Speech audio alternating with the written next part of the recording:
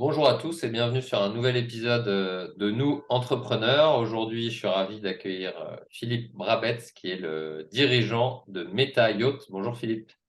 Bonjour, enchanté.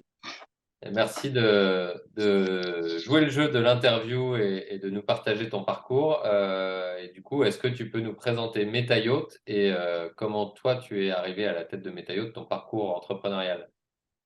Oui, bien sûr. Donc, Metayacht, c'est un chantier naval qui existe depuis 1963. Donc, on va fêter nos 60 ans cette année. Moi, je suis moi-même architecte naval et j'ai repris Meta donc il y a 3 ans, puisque en fait, j'ai déposé un brevet et je cherchais soit ce brevet, soit je le vendais à un gros industriel. Soit je crée un chantier from scratch, de zéro, soit je trouvais une entreprise abordable dans mon budget et en faisant le tour des différents chantiers en France, j'ai croisé Meta et ça s'est fait assez rapidement. Donc c'est une reprise qui a 3 ans aujourd'hui. D'accord. Et donc toi, avant de racheter Meta, du coup, tu travaillais dans un autre chantier, tu étais à ton compte, tu disais designer naval, c'est ça? Alors j'ai une formation d'architecte DPLG, généraliste. Ok. Ensuite, après, j'ai travaillé sur Paris dans l'audiovisuel des années 95 à 2005-6. J'étais dans l'audiovisuel. J'ai fait pas mal, entre autres, j'ai travaillé pour les Guignols de l'info, à Canal+. Ouais. J'ai commencé ma carrière en faisant beaucoup de boîtes à coucou. Mais au bout d'un certain nombre d'années, au bout de 10 ans, je me suis dit, en fait, c'est pas ce que je voulais faire. Je veux faire de l'architecture navale. Donc, j'ai repris les bancs de la fac à 35 ans environ. Et je suis allé à Nantes faire une spécialisation d'architecture navale assez intensive qui dure 1 an. Donc, il y a un post-diplôme pour ingénieur architecte, le DPEA de l'école d'architecture de Nantes. Et à la suite de ça, donc, je suis sorti formé en architecture navale. Et ensuite, j'ai enchaîné différents postes, différents jobs, aussi bien à la prod qu'en bureau d'études, en France, à l'étranger, au Maroc, en Espagne. Et au cours de ces différentes expériences, en fait, à un moment, j'ai travaillé sur un biquet pendulaire, un système de stabilisation de bateau. Et ça m'a donné l'idée de ressortir une vieille idée que j'avais eue au cours de mes études d'architecture navale. Et donc là, j'ai déposé ce brevet que j'appelle Turbo Kills, qui est le nom commercial. Et à la suite de ce dépôt de brevet, voilà, j'ai cherché à développer ce brevet, soit en le revendant, soit en l'introduisant dans un chantier existant. Ça marche, super. Alors, on s'est dit, tu m'as proposé de faire visiter en même temps qu'on faisait l'interview un petit Ouais, peu ouais, ouais. et c'est pour Ouais. ça que ça bouge un peu pour nos auditeurs, parce que d'habitude c'est assez Non, fixe, mais on s'est dit que c'était sympa de faire visiter. Donc, en même temps que je te pose les questions, c'est je l'occasion vous fais une de. petite visite. Du coup, là, je vous fais un Voilà. peu l'historique. Ouais. Donc ça, c'est Jean Fricot. C'est une image sur le Rhône, à Lyon. Jean Fricot était un industriel qui faisait des pelleteuses, de la métallerie, et qui aimait beaucoup les bateaux. S'était fait un bateau pour lui, le Sainte-Marthe. Ouais. Et ensuite, il a été mis en contact avec un architecte naval de Lyon, parce qu'en fait, Bernard Moitessier, un navigateur très connu, recherchait un mécène pour faire un bateau pour la première course autour du monde, Ouais. qui est devenu aujourd'hui le Vendée Globe. Et donc, Ok. ils ont réalisé le Joshua, qui est aujourd'hui au musée maritime de La Rochelle, qui est un bateau classé monument historique. Ouais. Et depuis cette époque, je dirais que Meta a construit 400 bateaux environ. Et en fait, Jean Fricot a vendu son entreprise. Le repreneur voulait pas du site de Tara. Finalement, en fait, c'est Joseph Fricot, son fils, qui a vraiment développé Meta et qui a fait, donc voilà, c'est 400 bateaux, tous les bateaux il y a eu le chanteur Antoine, il y a eu Fleur Austral de Philippe Poupon, le bateau de José Bové. Enfin, il y a une belle histoire. Excellent. Et alors, Euh, aujourd'hui, justement, tu parlais de toi, ton innovation. Aujourd'hui, chez Metayacht, qu'est-ce que vous proposez et à qui? C'est qui votre cœur de cible? On voit le bureau d'études derrière, c'est ça? ouais, voilà, c'était pour vous montrer un peu Ouais. le bureau d'études. com, marketing. Bonjour. Donc, on a un petit donc, depuis que j'ai repris, on a créé un bureau d'études, parce que comme j'étais architecte, ça me tenait à cœur Ouais, de concevoir les bateaux en interne. Et, donc, la clientèle vraiment cœur de métier de Meta, c'est des particuliers qui vont faire un tour du monde, on va dire, ok, des circum-navigum. Et on fait des bateaux en aluminium très solides avec une technique de construction qu'on appelle le Strongal, qui est en fait c'est une coque en aluminium qui est très peu structurée avec des épaisseurs de tôle importantes et ça d'accord. fait des bateaux ultra robustes qui permettent de naviguer dans la glace entre autres au Ok, milieu des growlers. Et sinon, on a aussi d'autres activités avec des bateaux professionnels, du transport de passagers. On a pas mal de bateaux pour les pompiers sur le lac Léman. ok. On a fait des hydroliennes pour l'Afrique. Après, comme aujourd'hui on a un bureau d'études en interne, en plus on peut répondre vraiment à n'importe quel projet en partant d'une feuille blanche selon un cahier des charges, faire le bateau qu'on veut. J'ai Ça, en vu, fait, je voulais vous présenter. J'enchaîne peut-être, non? ouais, non, mais Non. j'ai vu, vous étiez tellement innovant que effectivement, donc du coup, Facebook avait repris votre nom pour essayer de se mettre dans l'aspiration, c'est ça? En utilisant le nom Meta, qui du coup doit vous faire un peu de boost de visibilité avec nos amis de Facebook. Mais vous, j'ai vu que vous faisiez des bateaux volants aussi, non? Ou avec foil, ou c'est quoi cette histoire? Alors, en ce moment, effectivement, on a un projet avec Alain Thébault, qui est, euh, qui est un navigateur qui avait pas mal navigué avec Tabarly et qui était à l'initiative de l'hydroptère avec Tabarly et qui avait fait aussi il y a quelques années le projet des Sea Bubbles. Ouais, C'était des taxis volants, enfin volants sur la scène, au-dessus de non? l'eau C'est ça, ouais. sur la Seine. Finalement, ça n'a pas abouti pour des histoires de réglementation, des histoires administratives sur Paris. Mais on relance le projet sur le lac Léman et sur une autre cible de clientèle. Et on est partenaire, on va leur faire les premières coques. Et Génial. on est partenaire aussi avec Saint-Jean Industrie, qui est un gros industriel à Saint-Jean de Belleville en Beaujolais, qui a un D'accord. équipementier automobile, voilà, qui va faire tous les systèmes de foil, mécanique. Ok. Et donc, toi, tu as racheté une société, tu as greffé ton projet, ou en tout cas, tu as cherché une entreprise pour accueillir ton projet et développer. C'est quoi la Voilà. vision que tu as aujourd'hui pour Meta Yacht dans les prochaines années? Bah, aujourd'hui, donc on a déjà intégré le bureau d'études Ouais, et on a redessiné avec ce bureau d'études, du coup, on a redessiné toute une nouvelle gamme de bateaux d'une trentaine de pieds, donc je dirais de 10 à une quinzaine de mètres, ouais, essentiellement des voiliers, mais on a aussi dessiné des bateaux à moteur. ok, Et à l'origine, Meta faisait essentiellement le cœur de métier, c'était la chaudronnerie. Donc faisait les coques et après les gens, soit ils achetaient une coque nue et ils aménageaient eux-mêmes leur coque, soit la coque partait chez un aménageur professionnel et le bateau était aménagé à Marseille, à Lorient, enfin, chez un sous-traitant. ok, La volonté aujourd'hui, voilà, c'est d'intégrer toute la partie aménagement, finition, peinture, gréement.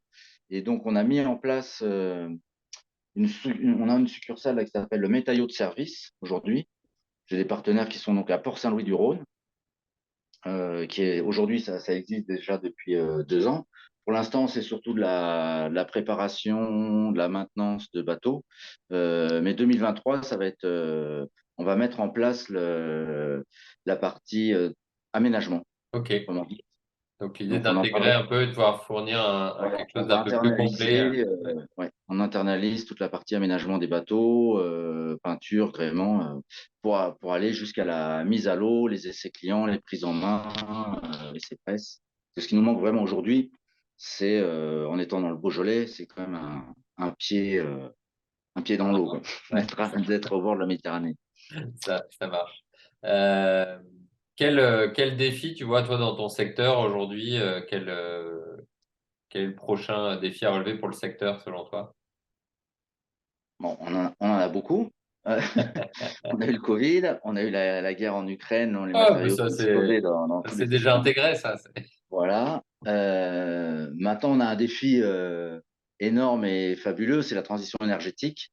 Et pour nous, comme tous les acteurs qui sont dans la mobilité, que ce soit automobile, avion ou les bateaux, c'est sûr qu'on vit c'est énorme. Ouais, Il y a tout à faire et c'est passionnant.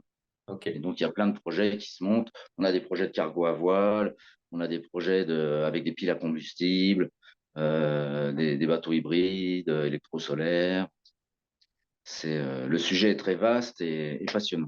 Ok, donc pas mal d'innovation Et et la et RSE de en challenge à général, relever, quoi. Ouais. ouais, et la RSE en général, et les matériaux aussi. Alors, on a le gros avantage de faire des bateaux en aluminium, qui est un matériau 100% recyclable.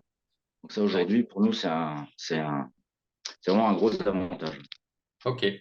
Alors, on reprend sur une autre caméra. Donc, Philippe, la question était comment est-ce que toi, tu progresses en tant qu'entrepreneur ou comme tout simplement, Alors, j'ai aucune méthode et je vais d'échec en réussite et vice-versa.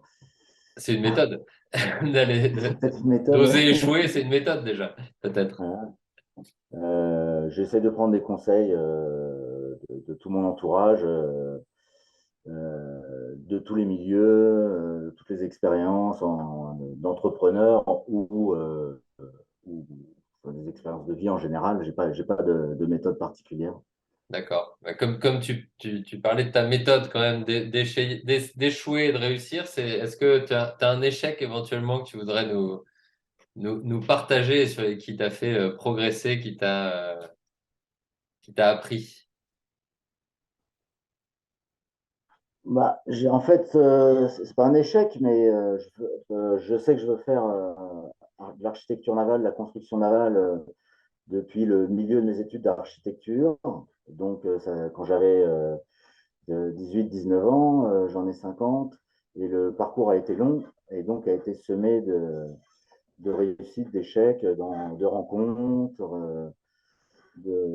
J'ai travaillé, par exemple, au Maroc sur des startups, des chantiers qui se créaient, qui étaient très prometteurs. Il y a eu la crise de 2008, ça a explosé en plein vol, on faisait plein de bateaux. Voilà, c'est des expériences et des échecs en même temps, et c'est en même temps, c'était très riche d'enseignement. Ouais, ouais, d'accord. Et Et, bon, on et arrive. j'ai fait pas mal d'expériences professionnelles en général, des guignols de l'info, aux travaux sur corde, aux moniteurs de raft, aux moniteurs de plongée, à construire moi-même les bateaux. Donc, il y a des choses qui marchent pas, il y a des choses qui marchent. Est-ce que tu dirais qu'aujourd'hui, ton aventure entrepreneuriale dans Meta, c'est une synthèse de tout ça ou comment tu le positionnes par rapport à tes expériences précédentes, on va dire? Moi, je dirais que ça a un sens par rapport à tout ce que j'ai fait avant, effectivement, où j'ai maintenu un cap, si Ouais, je peux me permettre le jeu de mots. je peux. J'étais assez têtu et obstiné par rapport à ce que je voulais faire et construire.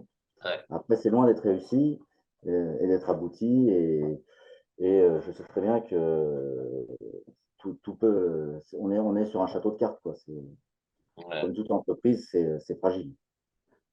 Ça marche. On arrive déjà vers la fin de l'interview. Est-ce que tu as une actualité, un appel, une demande que tu as envie de faire aux Oui, dirigeants du Rhône? oui, oui, c'était pas préparé, mais Eh ben, ça tombe bien. effectivement, aujourd'hui, on a mis pas mal de choses en place là, depuis 3 ans, au niveau com, au niveau prod, au niveau bureau d'études. On est en train de mettre en place un unité de production à Port-Saint-Louis pour toute la partie aménagement. Et ce qui nous manque vraiment aujourd'hui, c'est de pouvoir autofinancer et réaliser un bateau en interne pour avoir un démonstrateur pour aller faire divers salons en France et à l'étranger. Et donc, on met en place là en 2023 une levée de fonds. Donc, j'ouvre cette levée de fonds à tout le monde Très bien. pour ouvrir le capital de Meta, pour l'idée étant d'autofinancer, de produire un voilier entre 13 et 15 mètres qui servira de démonstrateur à la fois du savoir-faire en général de Meta et pour mettre en place aussi le système du brevet TurboKills, du système de transfert de masse. Ok, eh ben, super, l'appel est lancé. Tu cherches donc des investisseurs professionnels, des entrepreneurs plutôt. Tu as un peu une. Tout est ouvert. Ça peut être des petits business angels, des gros institutionnels. Ça peut être des prises de part pour être propriétaire avec un pourcentage d'un bateau qui va exister et Ouais, qui pourra être mis à disposition. ok, Il y a plusieurs solutions possibles. ok, super. Est-ce qu'il y a une question que je ne t'ai pas posée et que tu aurais aimé que je te pose? Euh, oui, quel est notre futur ambassadeur Ah, alors, quel est ton futur ambassadeur? et projet? On est on a deux, trois jolis projets là dans les cartons. Et on aimerait développer un bateau à moteur vraiment de grands voyages à grosse autonomie. Et pour ça, on va faire un bateau avec une pile à combustible à hydrogène. Et on aimerait bien faire un partenariat avec Inocel, qui est l'entreprise de Mike Horn, qui est à Grenoble, qui est la pile à combustible qui a été développée par le CEA de Grenoble. Ouais, Donc, on est en discussion, c'est vraiment un des projets que j'aimerais bien développer et lancer. Et on devrait aussi avoir comme ambassadeur Direct Soudé, Direct qui a fait le tour du monde avec sa poule, qui est un navigateur très connu. Sa vraie poule, Monique, qui vient de mourir, qui avait ok, 9 ans. Et c'est un des marins aujourd'hui, un des plus médiatiques, et pour qui on aimerait bien collaborer pour faire son prochain bateau d'expédition. Il veut faire un bateau d'expédition pour amener des scientifiques sur les divers pôles, au nord et au sud. ok, Et on a un troisième projet qui est avec des investisseurs lyonnais. Et on est en train de mettre sur pied un projet de cargo voile, mer-rivière, pour faire ok, du transport, pour faire du fret autour du bassin méditerranéen et qui puisse remonter aussi les fleuves. En gros, l'idée, c'est de prendre de l'huile d'olive à Tunis et de la livrer dans le centre-ville de Lyon avec un bateau qui mêlerait différentes technologies. Donc, on pourrait avoir Inocel pour la pile à combustible, TurboKills pour la stabilisation du bateau, et on a ACC Wing comme partenaire pour un gréement rétractable. ok. Ouais, génial. Donc, Ça donne envie de voir vraiment ça long terme, c'est des sur gros l'eau, projets. ouais. Super. Top. Bah, écoute, merci beaucoup, Philippe. C'était hyper intéressant. Merci d'avoir testé la visite avec nous. On verra sur Ouais, c'est pas la facile. qualité audio, mais ça nous plonge dans ton univers et dans l'univers de Métaillot. Donc, c'est super, plein d'actualités. Merci encore d'avoir joué le jeu. Et puis, bah, à très bientôt sur Bah, un c'est moi nouvel qui te remercie. épisode. Merci beaucoup, Benjamin. Merci, Philippe.